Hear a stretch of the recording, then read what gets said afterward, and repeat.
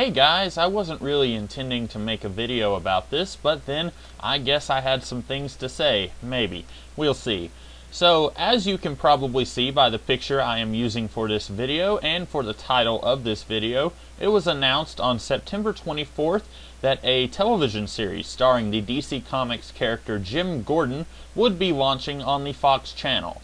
The buzz right now seems to be indicating that this will be an air quotes prequel in that Batman will not be on the show. And it seems to be accepted by everyone so far that Gordon will not be a commissioner when the series begins, so it's very likely if the show goes on for more than one season that the series will be about his rise to the top of the police force, and probably it will be about his mission to somehow expose his fellow cops who are corrupt. Now, this is where things get interesting. In stories like Batman Earth 1 and Batman Begins, Gordon was in Gotham for some time before Batman made his presence known. And in both of these stories, Gordon had basically resigned himself to letting the city rot away, as he didn't have the power by himself to do anything to change the way things were. Even in year one, where Gordon moved to Gotham around the same time that Bruce Wayne returned from his travels, he wasn't really resigned to let things stay the same, but at the same time, he wasn't exactly ready to side with an extreme vigilante like the Batman until the circumstances became especially dire. So what's very curious about this TV show is how they are going to handle this.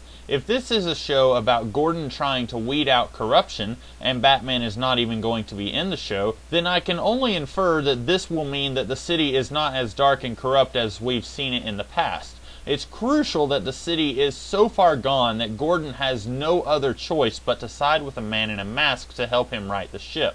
But if this show isn't going to have Batman, then that can't really be an option. The other possibility is that this Gordon will be very similar to the one in Batman Earth 1 and Batman Begins, and he will be a good cop, but he is powerless to do anything about the bad cops. Now, I am not even a little bit sure how they would do an ongoing TV show about this kind of character. It's important to note that in any story, your character has to be proactive in some way. It's okay for Gordon to have sat back and accepted that the city is filthy, and that he's not able to do anything about it, if that is at the beginning of your story and you are about to break the status quo. But I don't see how they could build an ongoing series around that kind of Gordon as a central character. And I don't have an answer to any of this. Since this news is less than 24 hours old as of me recording this, I can't say with any certainty what they will be doing. In fact, it is a little early for any of us to be reacting to this, since we don't know anything at all other than the show will be happening.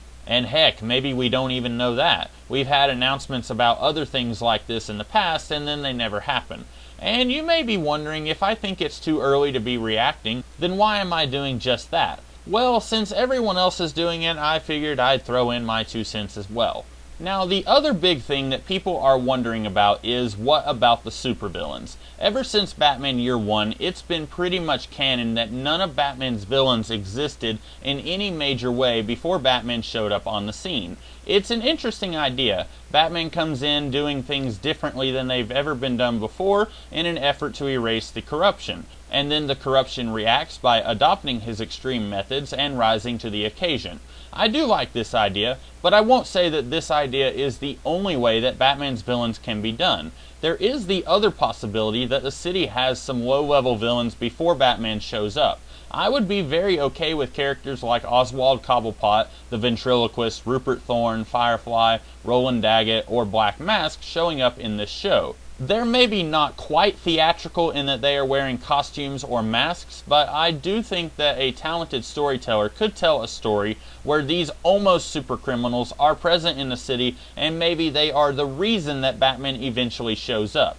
I'd be okay with this being a thing, as we've never really seen this in the last 30 years in the comics. Keep in mind, the villains I mentioned are about the only ones that I would want to see. I wouldn't want to see any A-list villains or any villains with superpowers, as I feel like that would be too much for an ordinary street-level cop to handle. And also, if you start throwing the Joker into your show, then that takes away from whatever it is you're doing with Gordon, and people start complaining that this isn't Heath Ledger, and I say let's just not even invite that on this show. But one of the big reasons that I would like to see supervillains in this show is that if you don't have supervillains in a cop show, then this basically becomes any other cop show. If you don't throw in Black Mask or the Penguin, then you're basically just going to have CSI Miami or something like that. Which, I'm not dissing those shows, but I feel like those shows are about a dime a dozen. There's about 2,000 of them on TV right now, and if you don't do something to separate this from those,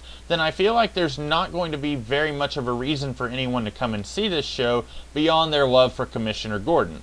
I myself, I do love Commissioner Gordon as a character, so I will probably be watching this, but I feel like there's definitely a need to grab people who are not necessarily reading comics so that they can be watching this show, and I am afraid that the only way you can do that is to throw in some not quite realistic villains for this show to have. The next thing that some people seem to be worrying about is this going to be tied in with the Man of Steel movie? We know that Batman will be showing up in the next Superman movie as a not rookie superhero who has been doing this for a little while, it seems. At least that's the rumor as of now. I said in one of my previous videos that I do not want to see any of Batman's supporting cast in that movie, as I still want it to be a Superman movie that just happens to have Batman in it.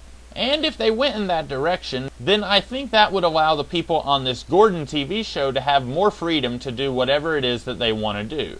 Do I want this show to be part of the Man of Steel universe? I really have no strong feelings one way or another. I'm not sure if there is any way that they could confirm that yes, this is part of that universe without having a character that we've seen in the Man of Steel movie show up in this show. And I just don't want to see that happen. I'd be just fine with this being its own thing that is not tied to the Affleck Batman of the Man of Steel universe or the Christopher Nolan trilogy that we just got done seeing last year. And then that brings us to the Bat embargo of the mid-2000s. When the Justice League Unlimited show was going on, the show wasn't allowed to use any Batman villains other than the Joker because there was another unrelated Batman show happening around that time. So if this embargo, or the equivalent, is still in effect now, and we are not allowed to see two different versions of Jim Gordon, then I still wouldn't mind the Gordon show going on, being separate from the Affleck Batman, and then the Affleck Batman maybe not having a Gordon show up just yet. Let's say the Gordon show is wildly successful and lasts 5 years, and after the Man of Steel sequel, let's say that Batman gets his own solo movie that falls within that 5-year time period. I would be okay with Batman not having a Gordon in his movie just yet.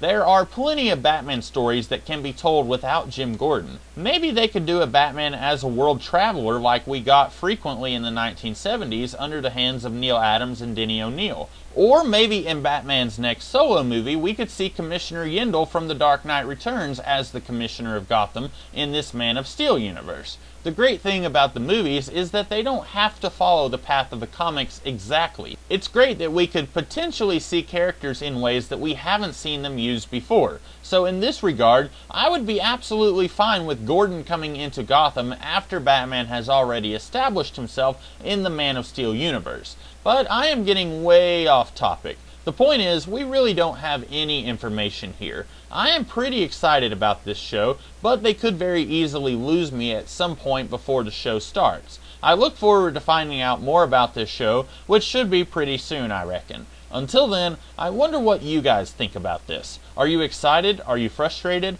Let me know in the comments, and also if you liked this video, don't forget to like, share, and subscribe, and do all of those other things that you do on YouTube videos. I will see you guys later in the week with an entirely different kind of video. Until then, have a great day and a great rest of the week.